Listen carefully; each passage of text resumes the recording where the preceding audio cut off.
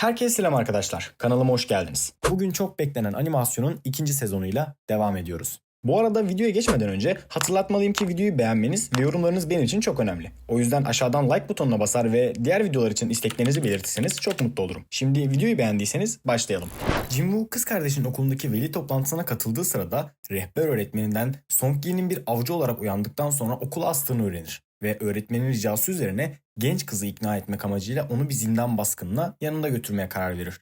Tam bu esnada kardeşi Dongsu'nun ölümünden sorumlu tuttuğu Jinwoo ve Jinho'dan intikam almak isteyen S seviye avcı Wang Dongsu Amerika'dan Kore'ye giriş yapar ve havalimanında yetkililere geliş amacının yalnızca bu iki isimle hesaplaşmak olduğunu açıkça ilan eder. Olaylar Jinwoo ve Songji'nin beyaz kaplan loncası eşliğinde basit bir C seviye baskınına katılmasıyla devam ederken İçeri girildiği anda zindanın devasa bir buz çölüne yani bir kızıl kapıya dönüşmesiyle işler kontrolden çıkar. Dış dünyayla bağlantısı tamamen kesilen ve normalden çok daha tehlikeli bir hal alan bu ortamda ekip buz elflerinin ani pusuna düşerek bir avcıyı kaybeder ve baskın grubu ikiye bölünür. Takımını dondurucu soğuktan korumak için sistem mağazasından kürk kıyafetleri satın alan Jinwoo, gölge ordusunu ve sadık askeri Igris'i sahaya sürerek zindandaki buz ayılarını tek bir hamlesine bile gerek kalmadan etkisiz hale getirir. Mağlup olan yaratıkların gölgelerini de çıkararak ordusunu daha da büyüten Jinwoo, zindanın içinde güçlenirken dışarıda sabırsızlıkla bekleyen Wang Dongsu ise intikamını bizzat kendi elleriyle alabilmek için Jinwoo'nun bu ölümcül sınavdan sağ çıkması için dua etmektedir.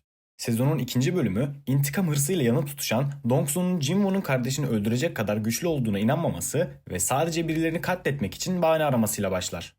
Beyaz Kaplan loncasının lideri Baek Yunho ile tam bir çatışmaya girecekken acil bir iş için çağrılan Dongsu, zindan bölgesinden uzaklaşırken Kızıl Kapı'nın içinde işler Kim Chul'un liderlik ettiği A takımı için felaketle sonuçlanır. Buz elfleri tarafından tüm ekibi katledilen ve canını zor kurtaran Kim Chul, tesadüfen Jinwoo'nun ateş başında ayı eti yiyerek ısınan ekibine rastlar ancak yaşadığı akıl tutulmasıyla kendi müttefiklerine saldırınca Jinwoo tarafından anında etkisiz hale getirilir.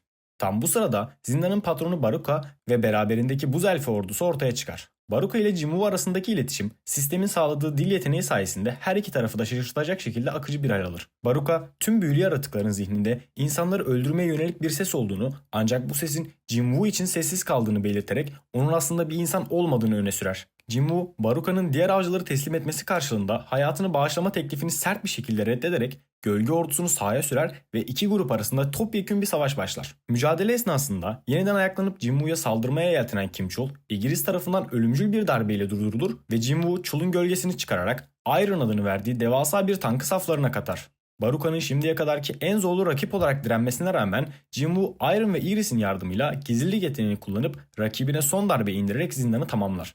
Baruka'nın seviyesi çok yüksek olduğu için gölge çıkarma işlemi başarısız olsa da Jinwoo yeni seviyeler ve değerli bir hançer kazanırken zindan çıkışında Songji'nin avcı olma konusundaki kararlılığının daha da artmasıyla operasyon sona erer. Jinwoo ve Jinho, İblis Şatosu'nun zorlu katlarına meydan okumadan önce seviye atlamak amacıyla gölge ordusuyla birlikte zindanlarda canavar avlamaya devam ederken gece beraber vakit geçiren ikili arasındaki bağ iyice güçlenir ve birbirlerini artık arkadaştan ziyade birer kardeş olarak görmeye başlarlar. Annesini iyileştirecek olan hayat iksirinin malzemelerini toplamak için İblis Şatosu'na geri dönen Jinwoo, burada sistem tarafından her katta on binlerce iblisi katletmesini gerektiren ve toplam 100 kattan oluşan devasa bir görevle karşı karşıya kalır. Emrindeki devasa gölge ordusu sayesinde bu zorlu süreçte hızla yol kat eden Jinwoo, 75. kata ulaştığında gereken 3 temel malzemeden ikisini ele geçirerek annesini yeniden sağlığına kavuşturma hedefine bir adım daha yaklaşır. Tüm bu olaylar yaşanırken Amerika Birleşik Devletleri'nde 10 yıldır bir zindanda mahsur kaldığını iddia eden Ilwan adında gizemli bir adam aniden bir kapıdan dışarı çıkar ve sorgulanmak üzere S seviye avcı Dongsu ile karşı karşıya gelir. Ilwan, dünyayı tehdit eden kapıların ve canavarların aslında çok daha büyük bir felaketin habercisi olduğu konusunda yetkilileri uyarıp eşi ve Jinwoo adındaki oğlundan bahsettiği sırada Dongsu ona oğlunun öldüğünü söyleyerek alaycı bir tavırla kışkırtmaya çalışır. Ancak bu gerginliğin hemen ardından Ilwan'ın tutulduğu merkez yerle bir edilir. Gizemli adam oradan kaçmayı başarırken kibirli Dongsu ise Jinwoo'nun babası olduğu anlaşılan bu yabancı karşısında ağır bir yenilgiye uğrayarak ailenin nedenli sıra dışı bir güce sahip olduğunu kanıtlamış olur. Jinwoo mevcut seviyesinin artık çok yükseldiğini ve gerçek kazançlar elde edebilmesi için A seviye ve üzeri baskınlara katılması gerektiğini fark ederek E seviye taklidi yapmayı bırakıp yeteneklerini yeniden ölçtürmeye karar verir. Değerlendirme sırasında kullanılan ölçüm cihazı Jinwoo'nun sahip olduğu devasa büyü gücünü saptayamayarak hata verince bu durum geçmişte çok nadir görülen bir olay olarak onun artık resmen bir S seviye avcı olduğu gerçeğini ortaya koyar. Bu şaşırtıcı gelişme üzerine Avcılar Loncası'nın lideri Choi Jong-in ve Beyaz Kaplan Loncası'ndan Baek Yoon-ho onu kendi saflarına katmak için hemen harekete geçse de Jin-woo her iki teklifi de görmezden gelir. Hatta bir zamanlar efsanevi bir avcı olan Başkan Go Gun-hee'nin sunduğu prestijli iş teklifini bile yalnızca kendi gelişimine ve güçlenme sürecine odaklanmak istediği için geri çevirir.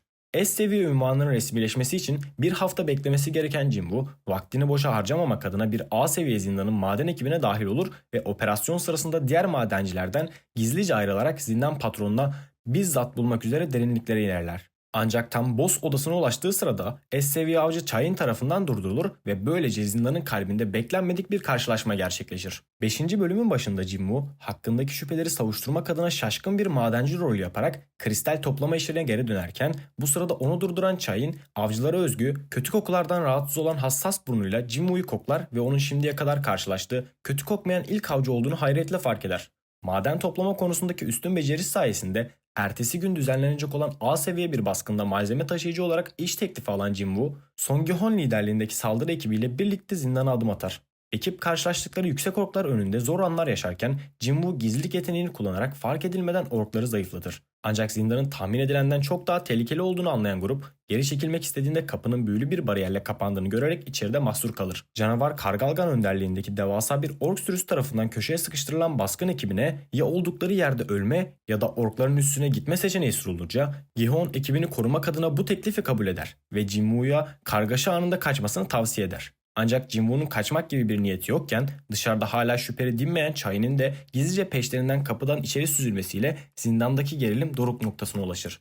6. bölüm orkların üstünde Kargalgal'ın aslında onları sadece askerlerini eğlendirmek amacıyla işkence edip yemek için oraya getirdiğini açıklamasıyla başlar.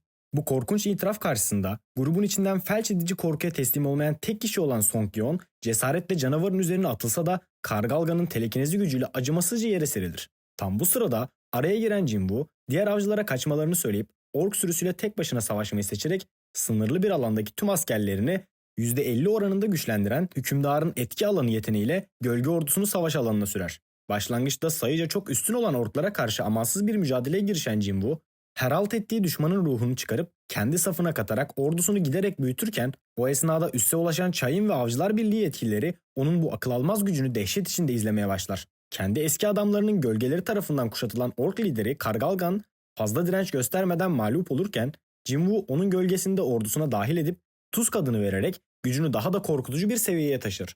Jin-woo S seviye ünvanını resmileştirmek üzere yeteneklerinin yeniden değerlendirilmesi için avcı birliğine gider ve burada gölge ordusunun yanı sıra akıl almaz fiziksel kapasitesinde gözler önüne sererek gücünü hiçbir şekilde saklamaz.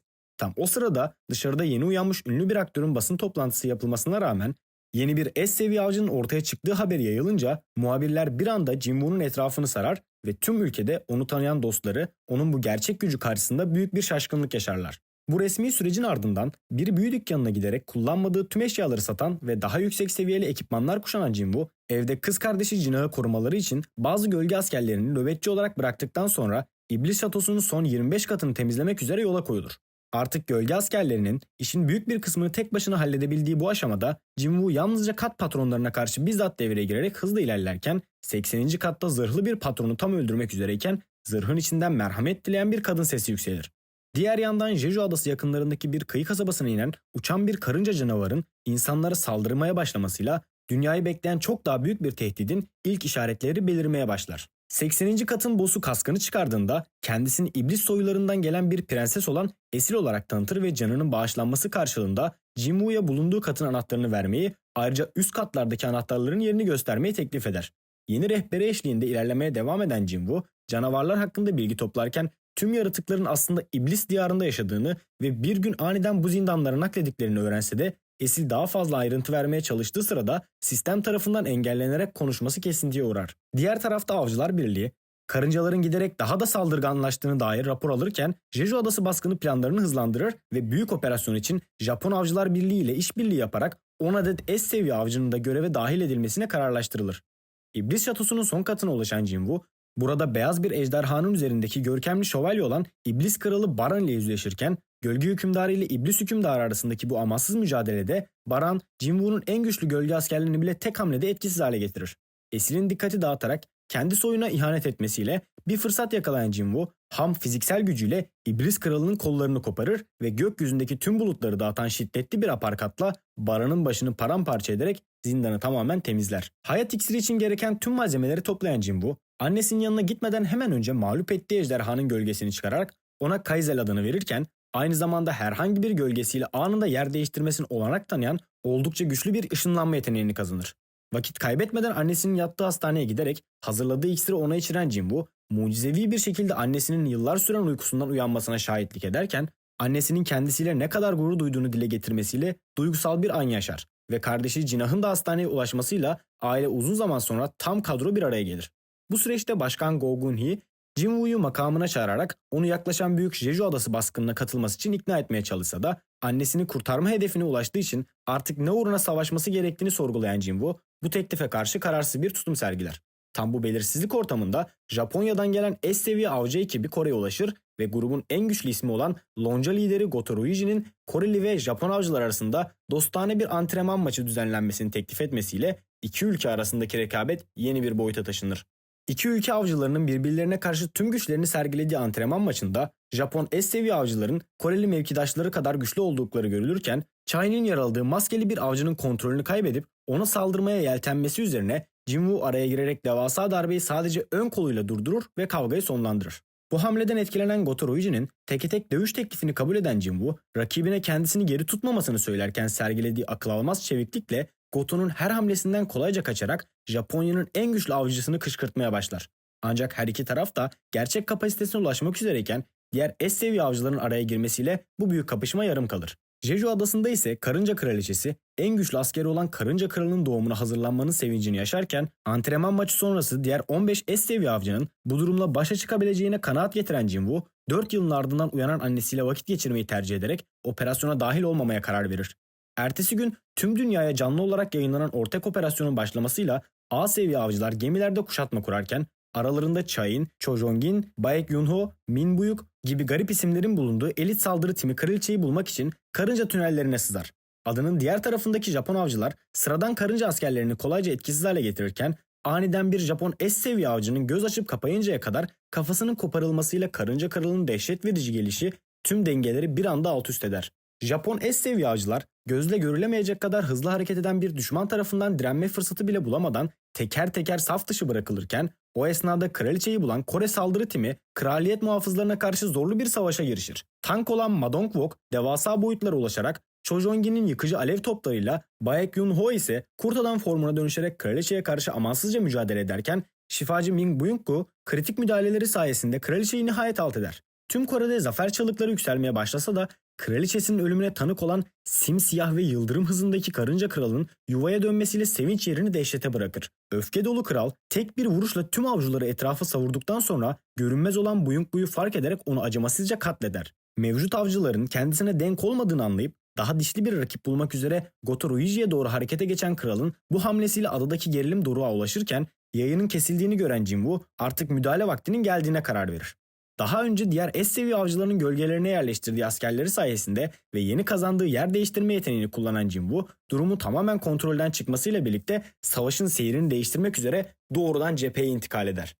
Jinwoo, kraliçenin odasına aniden ışınlanarak ağır yaralı durumdaki S seviye avcıları büyük bir şaşkınlığa uğratırken hemen herkese sağlık iksirleri dağıtmaya başlar. Ancak durumu kritik eşiğin altında olan Chai'nin ve halihazırda hayatını kaybetmiş olan Min Buyuk-gu üzerinde bu iksirler etkili olmaz. Bu sırada gerçek gücünü tam olarak sergileme fırsatı bulamadan Goto Ruiji'nin de Karınca Kralı tarafından öldürüldüğü bu kaos ortamında adadaki yeni ve devasa güç odağını hisseden kral yuvaya dönerek Jinwoo'ya kendisinin insanların kralı olup olmadığını sorar. Jinwoo'nun çıplak elleriyle indirdiği sert darbeler karşısında zorlanan Karınca Kralı zehirli bir saldırıyla rakibini zayıflatmaya çalışsa da Jinwoo sistemin sağladığı arınma yeteneğiyle zehrin etkisini anında nötralize ederek savaşa devam eder. Dış iskeletini dökerek gerçek formuna kavuşan Karınca Kralı ile Jinwoo arasındaki mücadele akıl almaz bir şiddete ulaşırken kral rakibinin savaşın her saniyesinde nasıl da daha da güçlendiğini bir türlü kavrayamaz. Jinwoo Karınca Kralı'nın kollarını koparıp onu çaresiz bırakırken gölge ordusu da adadaki diğer tüm karıncaları tamamen temizler. Nihayetinde panik içinde kaçmaya çalışan kral Jinwoo'nun serseri ve yıkıcı darbelerinden oluşan parçalama yeteneğiyle infaz edilerek ortadan kaldırılır. Tüm bu tarihi anlar kameramanın yayını tam vaktinde düzeltmesi sayesinde canlı olarak aktarılırken Tüm Kore halkı Jinwoo'nun ulaştığı bu sarsıcı ve rakipsiz güce ilk kez tanıklık eder. Sezon finali kazanılan büyük zafere rağmen Chai'nin ölümünün eşiğinde olması ve Jinwoo'nun envanterindeki hiçbir eşyanın hatta hayat iksirinin bile onu kurtarmaya yetmemesiyle başlar. Bu çaresizlik anında hayatını kaybeden S seviye şifacı Ming Buyukgu'nun ruhundan gelen bir çağrıyla harekete geçen Jinwoo, genç kadını kurtarabilmek adına Buyukgu'nun gölgesini çıkarır ve onun güçlü iyileştirme büyüsüyle Chai'ni hayata döndürdükten sonra şifacının huzurla dinlenebilmesi için gölgeyi derhal serbest bırakır. Kralları ve kraliçeleri ölen diğer karıncalar panik içinde adadan kaçmaya çalışırken Jinwoo karınca kralının gölgesini çıkararak şimdiye kadarki en güçlü askeri olan ve aynı zamanda konuşma yetisine sahip ilk gölgesi Beru'yu saflarına katar. Beru adada kalan tüm karınca popülasyonunu ortadan kaldırırken 100. seviyeye ulaşan Jinwoo, Jeju Adası baskınının tam bir başarıyla sonuçlanmasının ardından Başkan Go ile bir araya gelerek kendi loncasını kurma planlarından bahseder. Bu sırada adada kalan gizemli bir buz elfi ve vahşi bir adam Jinwoo'ya bu muazzam gücü bahşeden varlık üzerinde tartışırlarken Jinwoo'nun babasının onları gizlice izlemesiyle hikaye daha derin bir gizeme bürünür. Ülkedeki diğer S seviye avcılar bir daha korunmaya muhtaç kalmamak adına daha fazla güçlenmeyi yemin ederken Jinwoo ise trafikteyken aniden karşısına çıkan yeni bir kızıl kapıya tek başına adım atıp gölge ordusunu savaş düzenine geçirerek yeni bir meydan okumaya doğru ilerler.